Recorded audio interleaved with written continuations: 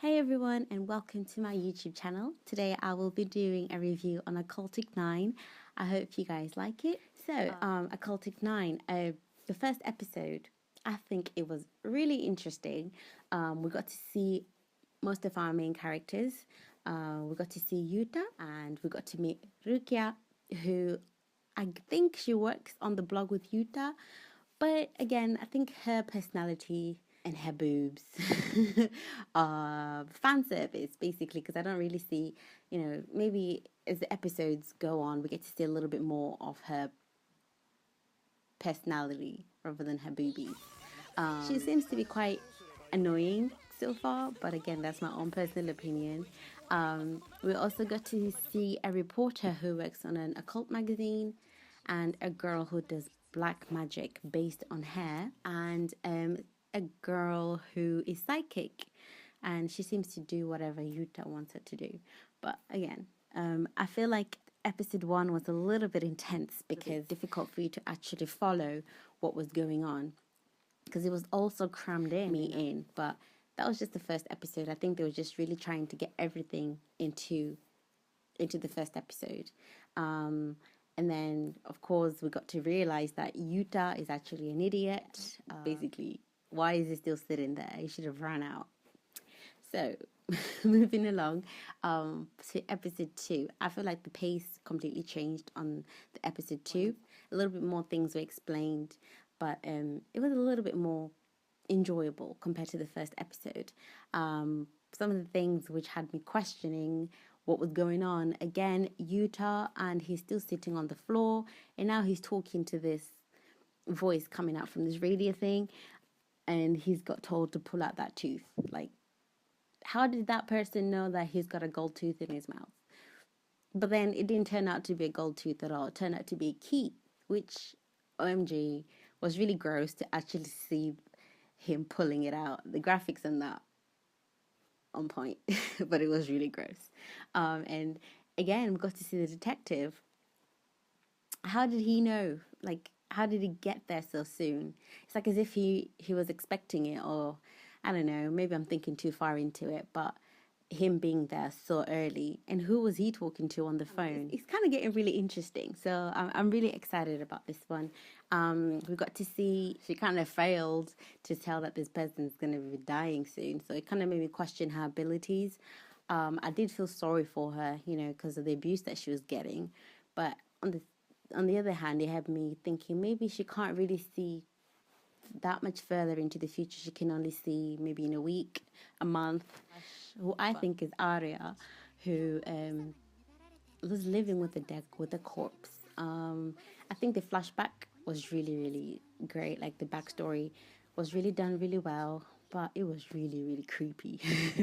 It was really creepy. I felt like, you kind of felt sorry for her, and if it is Arya, plus she was being bullied and being sexually harassed by her teachers, no wonder the girl lost it, and she's really clinging on to her brother.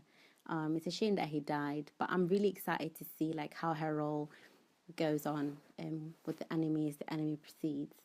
I personally thought episode 2 was a little bit better. The pace was better. We got to understand and see more characters, and a little bit more of the plot, which was better. I feel like episode 3 was, it went down. It felt so much, the pace was faster, and we got to see a little bit more what's going on, see into the future, and is someone actually acting out what she has written in her manga. But that conversation was really funny, and I loved how he kept digging and digging to get all the information that he wanted from her. I also feel like the other person who knows more than he's showing is the professor's son. Again, he knows a little bit more, but he's not really showing much. Can't wait to see how he plays a part in the anime. And I feel like the mass dead bodies that was discovered took me back to episode 1 when Yuta is saying moonlight, water's bottom, and many people right at the start of the anime before the whole intro starts. And, also links back to, also had those words written down. I think she said she dreamt about it as well. So I feel like episode 3 kind of tied in our characters and linked them all together.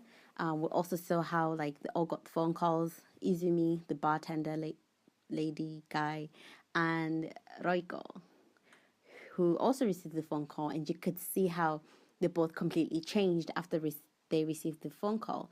So I liked how, like, it was slowly putting the pieces together and linking each of the characters into it. Chi-chan, oh, what happened to her? I felt so bad, like, especially with the creepy that creepy guy. He was so creepy, like, he was creepy. So I hope she's in part of those 51 discovered dead bodies. But again, I'm excited to see how this anime. It's actually getting really excited. But I also found like it was really difficult to watch Yuta.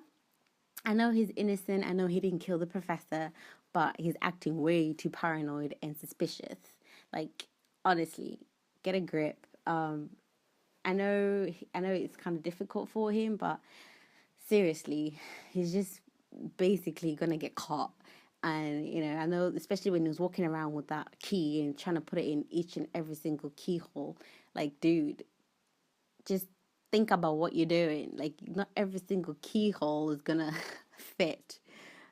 Anyway, but then at the same time, I know he was freaking out and I felt bad for him, but at the same time, it felt like maybe it was a dream because remember, he woke up. So is it really a dream or is it reality? Oh, I can't wait to see how how his story progresses. But on the other hand, he was the one making fun of the supernatural and the occultic world. So in a sense, he kind of got what he was looking for. I remember Izumi on episode 1 was telling him, "Don't make fun of the supernatural." So yeah. Anyway, so far I'm really loving this anime. It's giving me the vibes of Bakono and Durarara. I love the mystery, and like the mystery aspect of it is really intriguing, and it's actually what's keeping me watching the anime. I'm really enjoying it because of that aspect. I don't really get bored. I do feel like I'm slightly holding my breath a little bit, but it's finally living up to the pre-hype, to the pre-season hype that it was getting.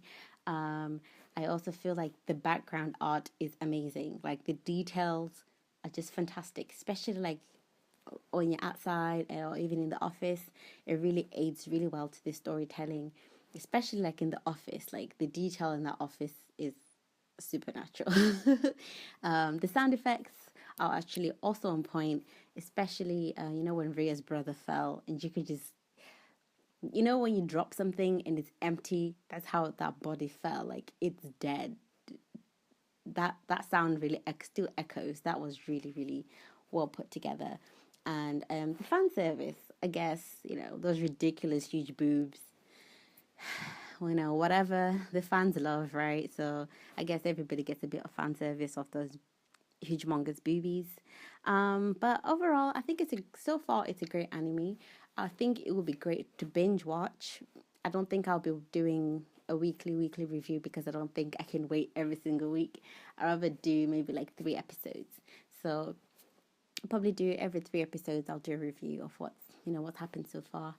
But yeah, I hope you guys enjoyed watching my first ever anime review on YouTube. Please leave a comment below, like, and I guess subscribe. And I'll see you all on my next anime review.